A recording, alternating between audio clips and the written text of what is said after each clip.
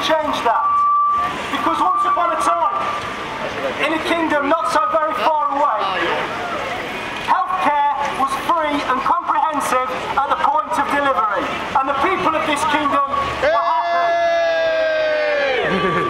Whenever they fell sick, they were safe in the knowledge that the NHS had cared for them. Then, one terrible dark day, along came the wicked Lansley.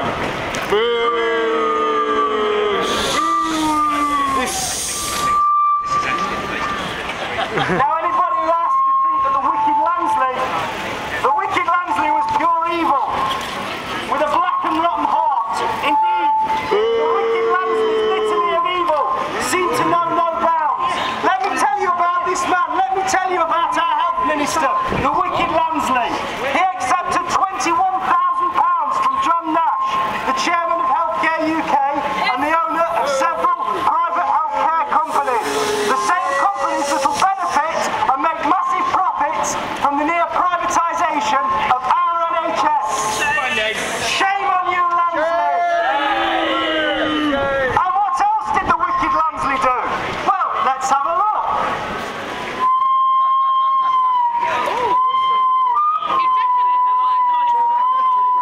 You know what he told the people?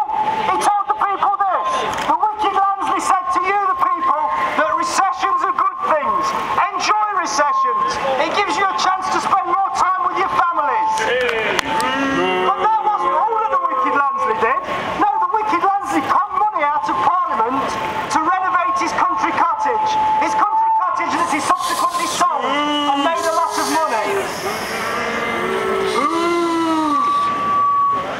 But that's not all. And this one you might find hard to believe. The wicked Lansley was asked to put a panel together to advise the government on obesity. Who did he trust these advisors to be? Who did the wicked Lansley appoint as government advisors on obesity?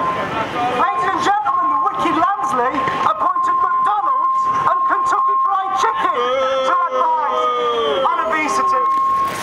So as can be seen, ladies and gentlemen, the evil and wickedness of the wicked Lansley knew no bounds. Mind the tram, please.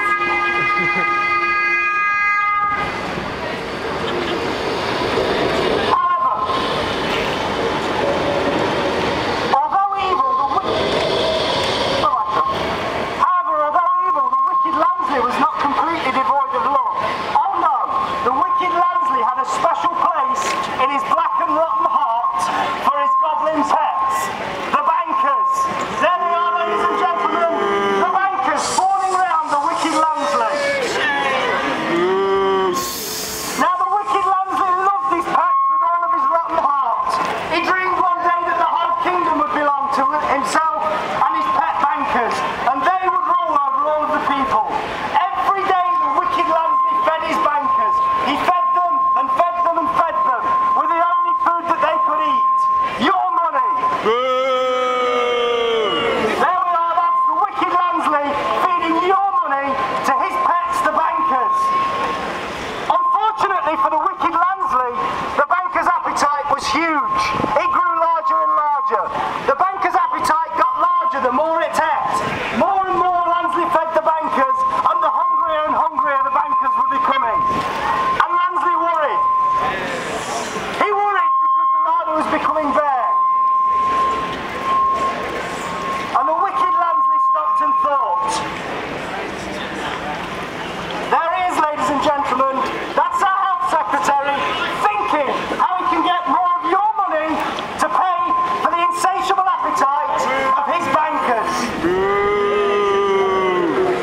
So, in his dark, damp palace in Whitehall, the wicked Lansley was lost in thought. Suddenly, it came to him, an idea so wicked and diabolical that he laughed at the sheer dastardly craziness of it. He called this idea, this wicked and diabolical idea, he called it liberating the NHS. My name is Lansley, privatizer. It was more like plundering the NHS. The wicked Lansley sniggered to himself. He had it all planned out. This is what he'd do. He'd deny the people of the kingdom their health care. He'd make them pay for what little they could get. He'd allow private companies, partly owned of course, by his friends the bankers, to rake in the profits. Simple. Here is an easy way to extract money from the sick and feed it to the insatiable appetite of his pets, the bankers. And so, with his trusty scissors, the wicked Lansley set about his gruesome surgery. First it was time for a transplant.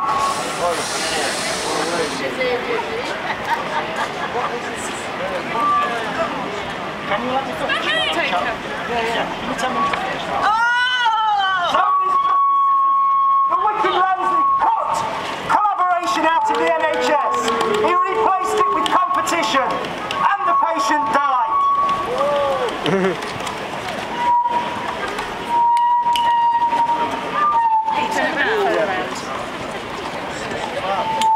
Just take a second, have a chat.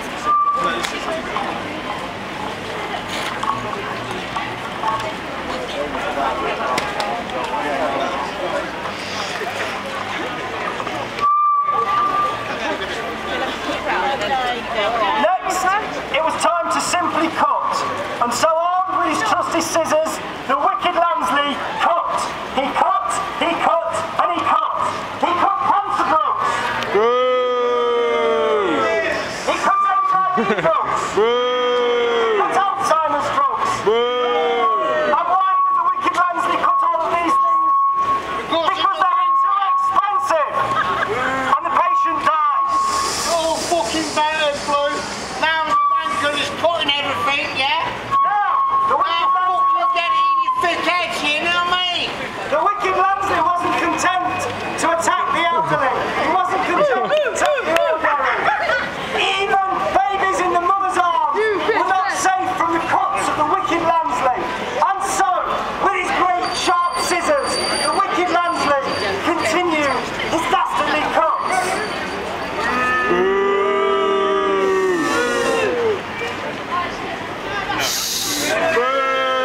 This lady's baby needs natal care. Sorry, wrong postcode. And the patient died. It was only then that the wicked Lansley's work was complete. Oh no! What's the wicked Lansley up to now? It seems that he's going to do something else. It seems that although he's cut and cut and cut and ruined the NHS, his bankers are still hungry. He still has more to do. What is it that the wicked Lansley's going to do now? I'm worried. I'm very worried. What's the wicked Lansley going to do with his scissors?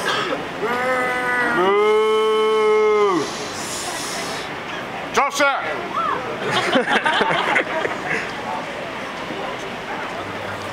What's he cutting? Oh dear! Oh dear! Oh dear, the wicked Lansley's cutting again!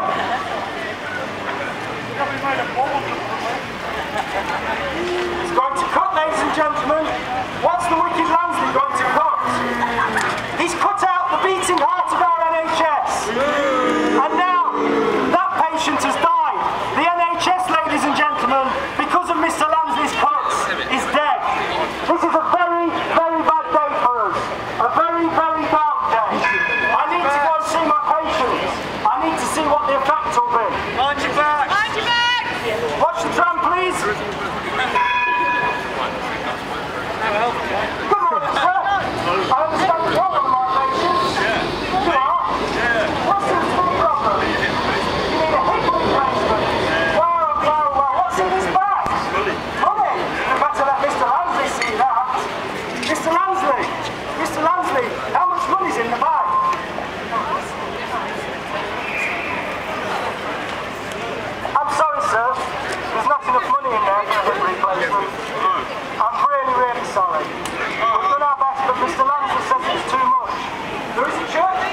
there offering healing.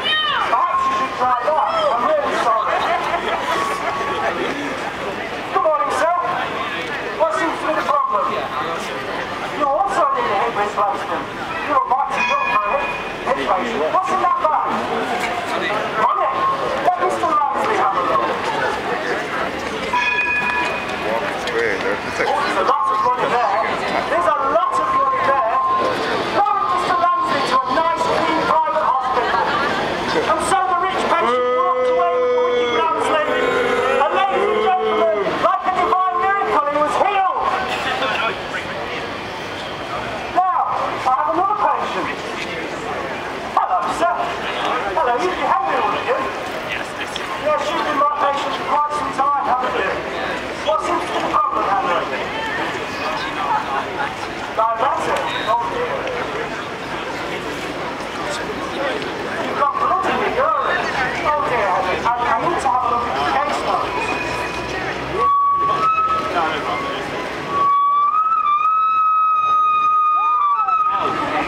Is he a doctor in the house? He seems to be suffering from deafness. Well, this is a true story, basically. These are real case stories. Well, Henry, the commissioning organisation has made my job a little bit easier. It's restricted us to a short list of approved value for money providers. The provider that I believe to be in your best interest is the local hospital. However, it's not approved. It may be negotiable, but it's not approved.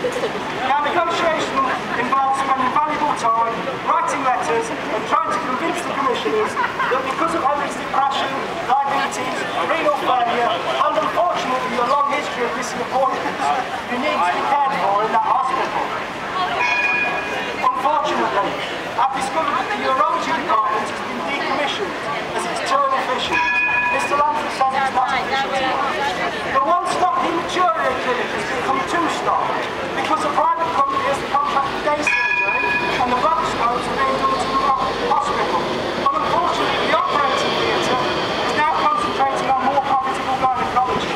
I'm sorry, Henry, I no longer know what's in the best interest. With Mr. Lansley's NHS, I don't know how I can help you. And so, ladies and gentlemen, that's how the story ends.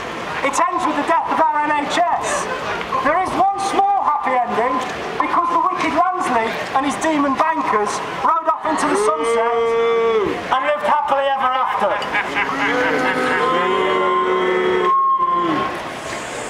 However, it doesn't have to be like that. No, the story doesn't have to end here. There is an alternative ending because many years ago a wise man called Bevan said there will always be an NHS provided that there are people willing to fight for it. And if you people who fight to save our NHS, our NHS, our NHS, who's NHS? Who's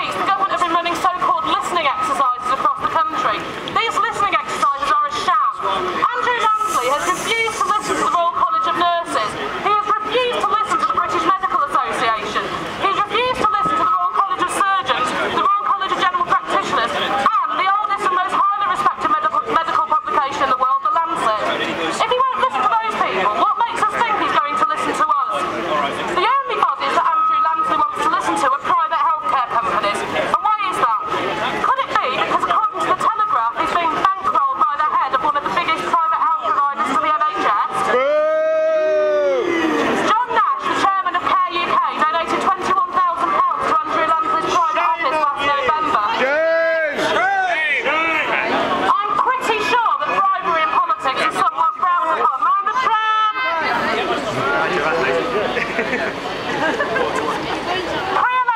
David Cameron promised that he would cut the deficit, not the NHS. But in reality, 50,000 NHS jobs will be lost over the next 5 years. And that includes thousands of doctors, nurses and midwives and a £20 billion efficiency drive. Those cuts will have a devastating effect across the country. Here in Nottinghamshire Healthcare NHS Trust, which is responsible for mental health provision, is planning to cut 671 full-time posts and 645 of those are clinical posts. And that's between now and 2050. So much for not cutting frontline services. According to Andrew Lansley and David Cameron, £20 billion, why? £20 billion needs to be cut from the NHS because the country has no money. Apparently, Great Britain is in financial dire straits and we need to save money wherever possible, even at the expense of quality universal health care. If that's the case, why does this government feel it can afford to be propping up the banks to the tune of £100 billion per year? NatWest Bank is 84% owned by the taxpayer, that's you and I. Whose money? Our money! In the last financial year, NatWest lost £1.1 billion, but they still paid in excess of £90 million. Sorry, £900 million in bonuses. If I lost £1.1 billion for my employer, I'd be getting the sack, not a bonus. We also own 41% of Lloyd's TSB. Lloyd's TSB have stated that they won't pay a single penny of corporation tax until they're in profit by £15 billion. And they're allowed to do that through a system of deferred tax assets write-offs. But basically what that means is because they made a loss in the last financial year, they can set that off against the tax liability for this financial year. It's the same as if I was to lose my job now and I had to go and live on loans and credit cards for a year and then got another job next year, them saying, don't bother paying your tax this year because you made a loss last year. That wouldn't happen to me, it wouldn't happen to you. It's okay for the banks though. Stuart Gulliver, who's the new chief executive of HSBC, isn't he being paid a salary of £9 million? That would pay the salaries of 400 full-time nurses. HSBC have made almost £100 million from managing NHS hospitals. A BBC investigation in 2010 found out that a company set up by HSBC made more than £38 million of profit from 33 PFI hospital building schemes. They use a tax loophole to only pay £100,000 in UK tax. That's less than 0.5% of their profits. The global financial crisis, which is being used as a justification for effectively privatising healthcare in this country, was caused by the gambling and recklessness of the banking sector. But are they paying for their greed? No. Ordinary working class people like you and I are the ones who are paying, with job losses, cuts to public services, and now an attack on one of the foundation stones of a fair and just society, universal healthcare free at the point of delivery. We're here today to say leave our NHS alone, it's the banks that are sick. Hands off! Hands off! Who's NHS? Who's NHS? Hands off! Hands off! Thank you, Rachel.